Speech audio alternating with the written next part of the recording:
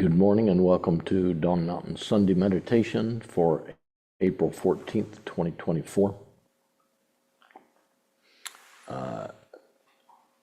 We had a nice sized turnout for the Qigong this morning.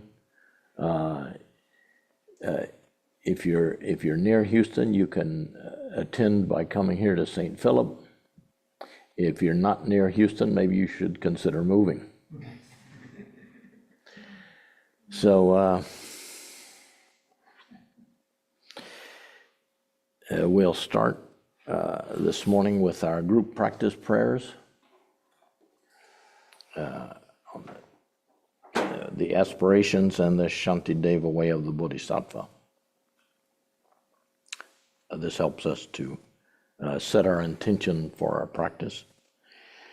May all beings always have happiness and its causes.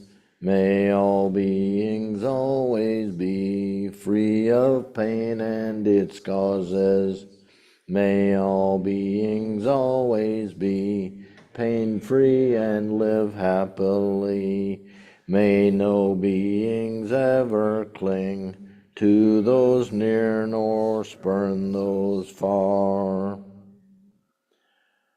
For as long as space abides, as long as the world remains, just so long may I be there, resolving all beings' pain.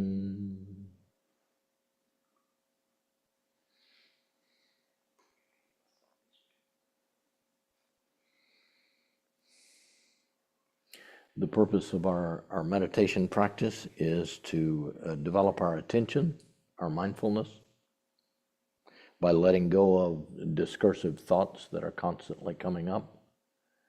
The world we live in is waves of passion and desire and hatred and delusion that constantly occur to us. Memories about something happened last week or 30 years ago, or anxiety about something coming up. If we can let go of these and just be in the present moment, then it helps us to live more mindfully. Our meditation is our practice today is alternating between our silent meditation and chanting the sacred syllable Hum. We'll chant it twice with each exhale, Hum, Hum, everyone at their own pace. And as we do that, we'll feel it throughout our whole body. So we start by sitting erect, not stiff. It's good to tilt our chin, tuck our chin slightly just to help straighten our spine at the top. Eyes open in a soft focus down in front of us.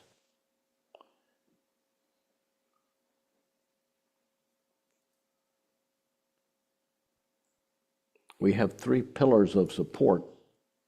One is the earth itself, and we can feel that on our cushion or on the seat of our chair, our feet on the floor. The second pillar is our spine that holds us upright. And the third pillar is the central energy channel that runs just in front of our spine from down in our abdomen up to the top of our crown of our head.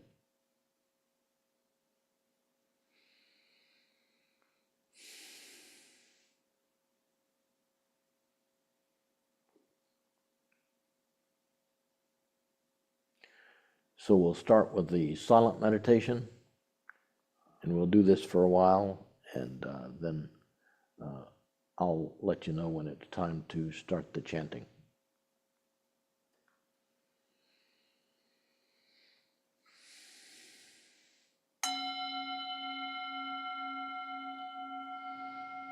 Your hands can be on your thigh, on your knees, or in your lap.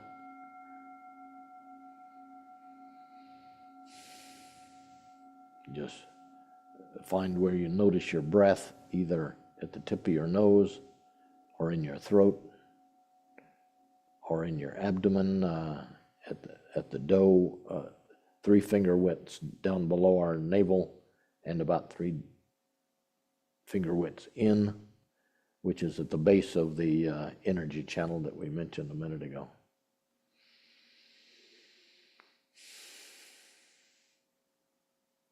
So we place our attention on our breath, just noticing the in-breath and the out-breath, and just rest our attention there.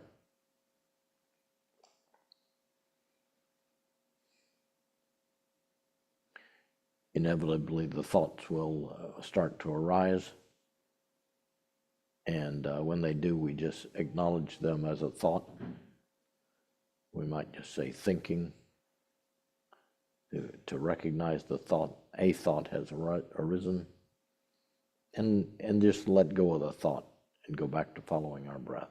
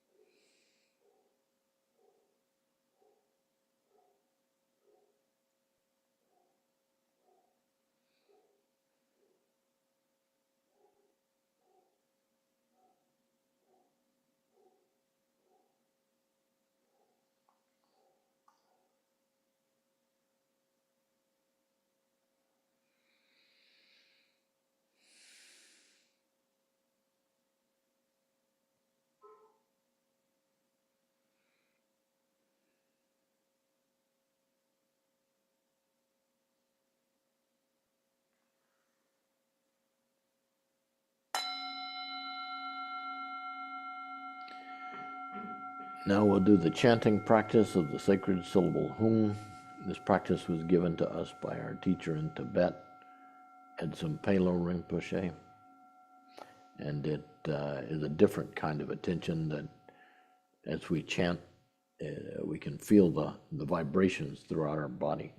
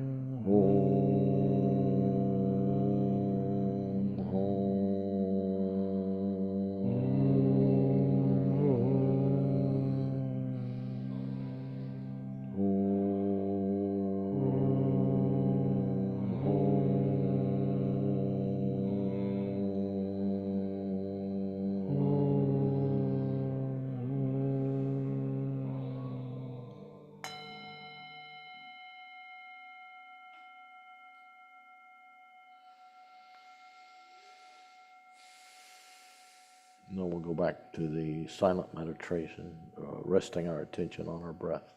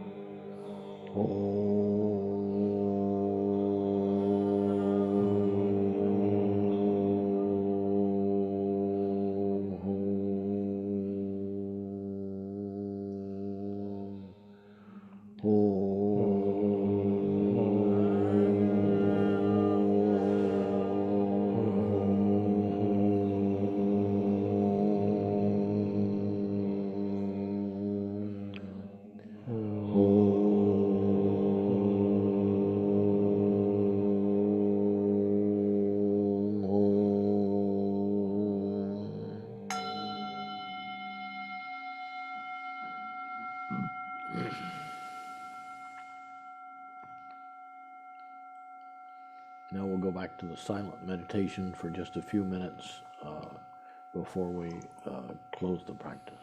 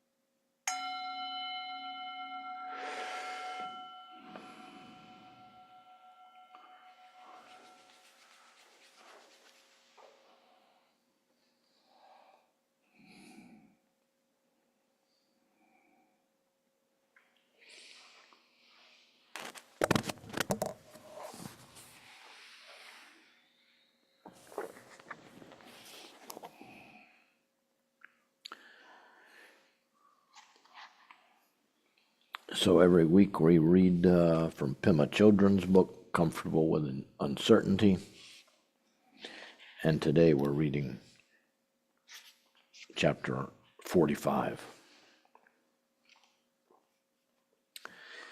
Start where you are.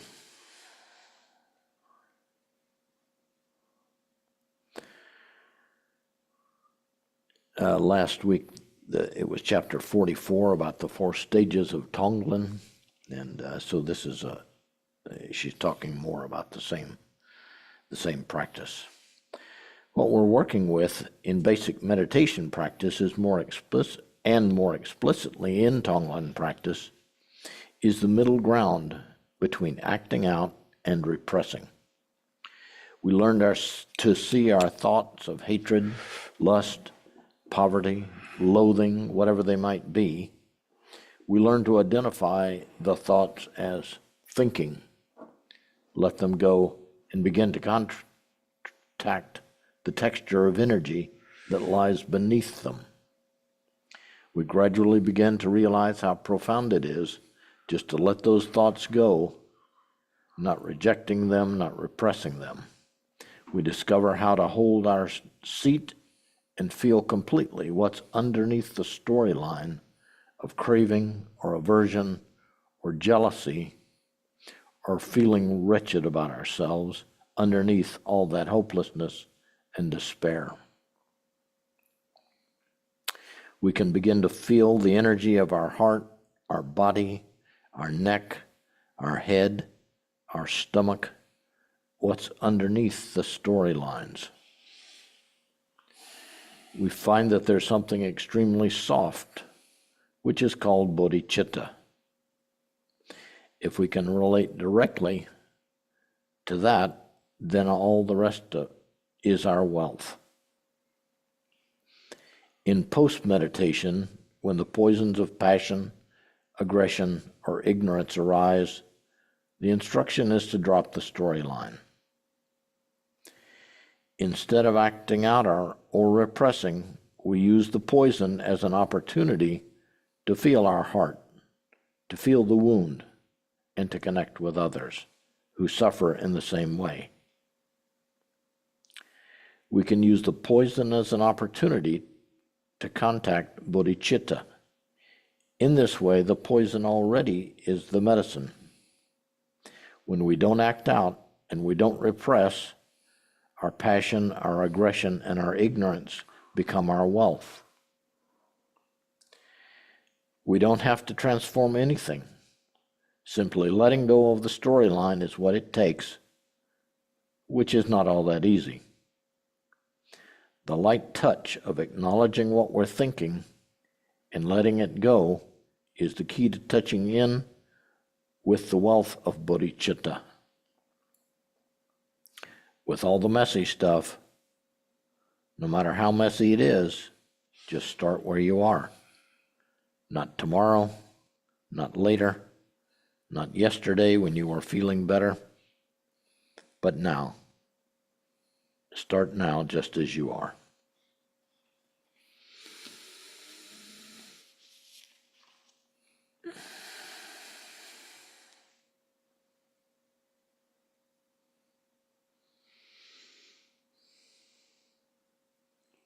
Sometimes I'm able to do the practice of noticing my emotions.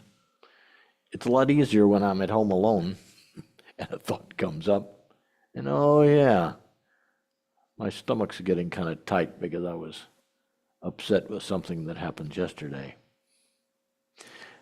I find it difficult if I'm in a conversation with someone. I might feel come up, but I can't just stare off into space and think about yeah, that's what I'm feeling. I might need to respond or feel a need to respond. Harvey, do you have any thoughts about how to respond sometimes in the moment? Well, I think what you're saying is very real for most of us. It's easier to be attentive when we're silent and alone. I think that what she's suggesting is enormously profound and very helpful. And as she says, it's kind of simple to say, but very, very hard for us to get out of our stories.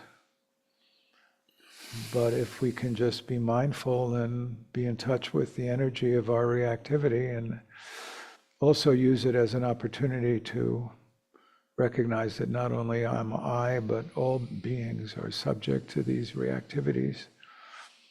And may we all be free of these reactivities. And then you just allow impermanence to do its thing. Easy to describe, but very, very powerful if one can do it. Yeah.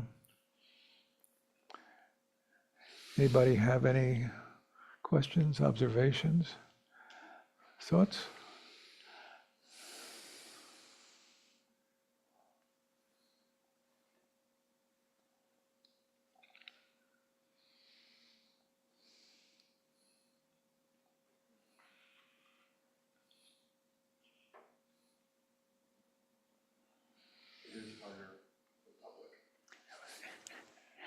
Microphone, hold on.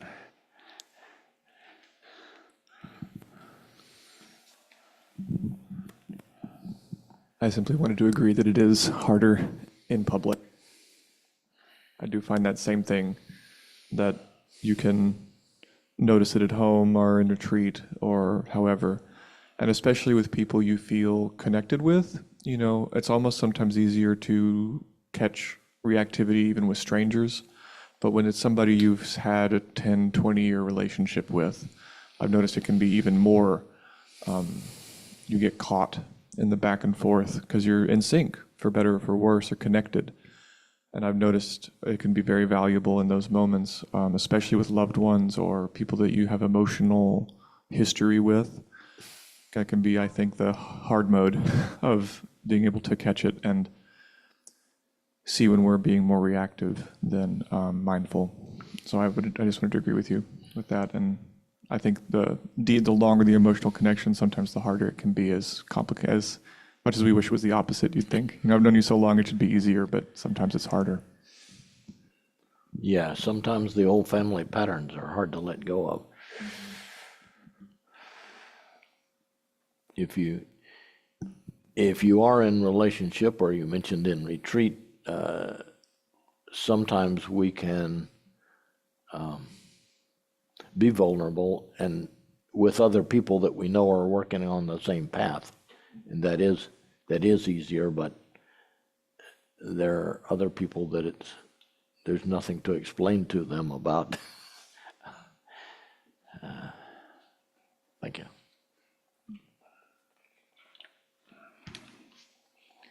So this book that we're reading from is taken from some of Pema Chodron's lectures, and she taught a lot about Tonglen, and even more, she has a book about Tonglen, which is also taken from some of her lectures. So it talks in here about first get your meditation practice stable, and then after you've meditated, you can start doing some of the Tonglen practices. So we encourage you to take this practice, both the silent meditation and the chanting, home, and work on doing that on a daily basis. If you've, I think most of us here are regulars, and if you're just watching this video some other time on YouTube, then practice. You can, if you're starting a practice, start out slow, 10 minutes a day, 15 minutes a day, work up to 20 minutes or even longer of a meditation practice, and then you can. It's good to work on some of the Tonglen and some of the other practices.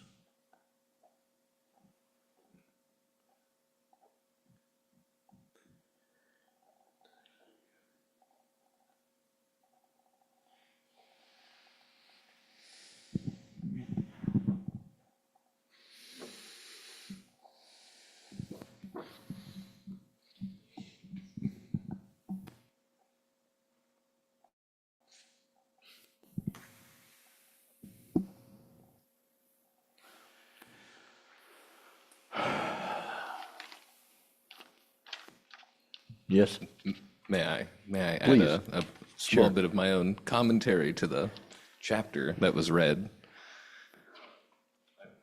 Personally, that while with others, it may be more messy to observe. Is it turned on? I think so. Sorry, do I need to speak louder? No, just point it Okay. to your mouth Oh, like an thank ice you. cream cone. Thank you. I found that while with others, observing my own story can be a bit messier, but occasionally in private, it may be harder for from my own experience because I'm stuck with my own story.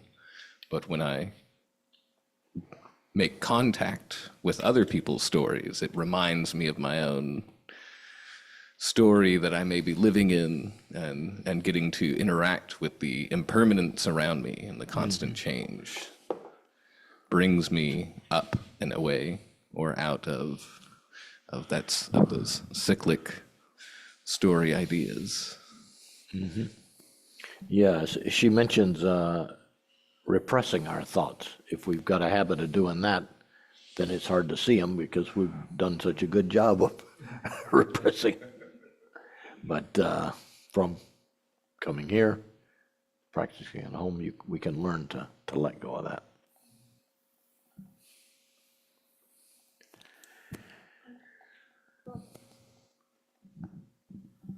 I do have a question for Harvey. So I think from the psychological point of view, I think it's necessary to just steam out and then go to tangle. To do what? I think for the psychological, I don't know, it's my... From the psychological point of view, I think it's better to steam out whatever we are going through in Like that blow off moment. steam. Yeah, blow up steam and then go to tangle. What do you recommend as a, from the psychology point Yeah, of view? well, this is a big conversation, and come to next Tuesday because we'll be talking about anger. If we blow off steam, the danger is that we act out. So there's blowing off steam, which is, you're such a stupid, irresponsible SOB. That could be one form of blowing off steam. If you can own what's happening and you're to say, I just feel so angry with what you have just done. I'm really feeling explosive, but you're not acting it out. You're not trying to harm the person with your words or with your actions, but you're just saying, I'm so angry. That's okay. But it's a very, very hard thing for most people to distinguish between owning anger and acting out anger. But if you can, it can be very, very useful. More to be said. Yeah. May I? Yeah. Go ahead. No, thank you. I just wanted to kind of reflect on what you read from Pema Chodron about the energy that we find underneath these thoughts and passions and so forth, which she described as a softness, the softness underneath that we find in meditation, and that being that being bodhicitta, that being the medicine. And so I found it lovely that sort of that link between I don't know, the intellectual striving for bodhicitta in practice to there it is. It's kind of discovered through these practices. I just had a bit of an experience of that, and it's wonderful. Like there's the medicine is there, and the degree to which I can carry that over into my relationships and so forth. But it's there, you know. The more we encounter it, the more we realize it's there. I just appreciate that reading and the meditation today. Thank you. It's lovely. Very important. Good work, Sarah. Thank you. All right. Back to the group practice prayers. We have the dedication and the blessing at the bottom before we or as we dedicate the merit of our practice. By this good may I swiftly once become a great guru, lead all beings, every one, to reach to that very ground. With all of you in mind we light this lamp of clarity. May the glow of love wisdom shine within us, every one, till we all rise forth born in one enlightened mandala.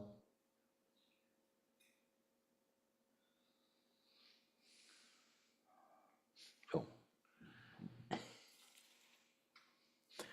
today we dedicate the merit of this practice to all sentient beings, and especially to Gerald Ikema in Bardo, Sam Cressup in Bardo, Wanda Tarnowski in Bardo, Karen, Marla, Josh, Nancy, Enaida in Bardo, Marisol, Ed, Alberto, Ben, Jose, Monica,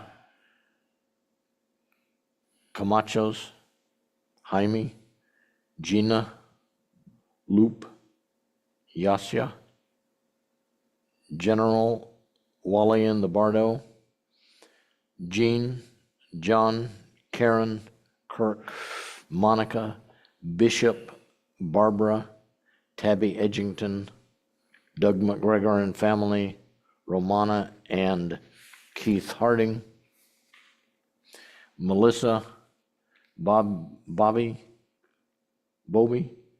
Yasa the cat, Anna, Alex, Sylvia, Rolanda, Nathaniel, Emma, Ed, Leah, Penny, Pinky, Wells Westlake, Rosalie Hyde, Michelle Hunter, Stephanie Cleary, Morton Latofsky, Joanne Schneider, Barbara Elman, Morton Latesky, Deborah Usury. Let's close the practice today with one sacred syllable, ah. As we say this, we will visualize a bright white light at our heart center that goes out to the whole world and the whole universe with healing energy.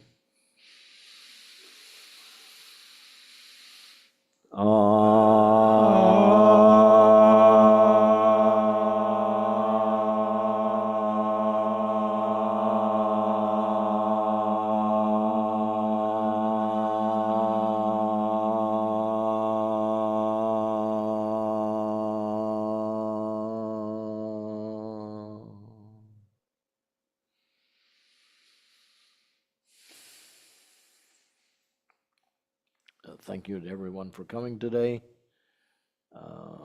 We have some announcements. Emily, would you like to?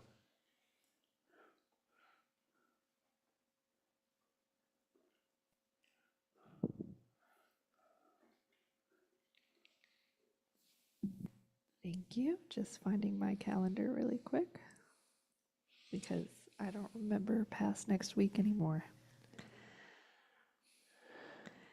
All right. So our Teaching Tuesday series continues this Tuesday, the 16th. Harvey, what was it you said you'd be teaching on? Was it anger? Anger. Excellent. Anger in a Buddhist perspective and a psychotherapeutic perspective. Excellent. That sounds like something you do not want to miss. Anne has a Dzogchen Buddhist conference happening at Rice University on Friday the 26th, Saturday the 27th, potentially through the 28th. We're going to have information on that soon to share with everybody. Saturday, May 3rd. Wait, is it the 4th? It's May 5. Oh, sorry. Sunday, May 5th, sorry, Saturday, May 4th, we will have a special donor event to anybody who donated to us last year. So keep your eyes on your inbox for that.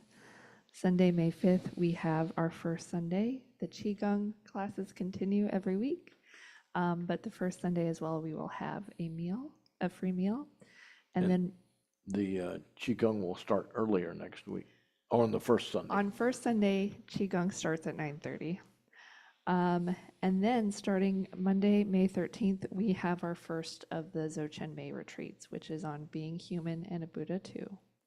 Then we have a welcome Oh, event. and a welcome event on the 5th at 12:45 after the lunch. And then the Being Human and a Buddha 2 retreat starts May 13th.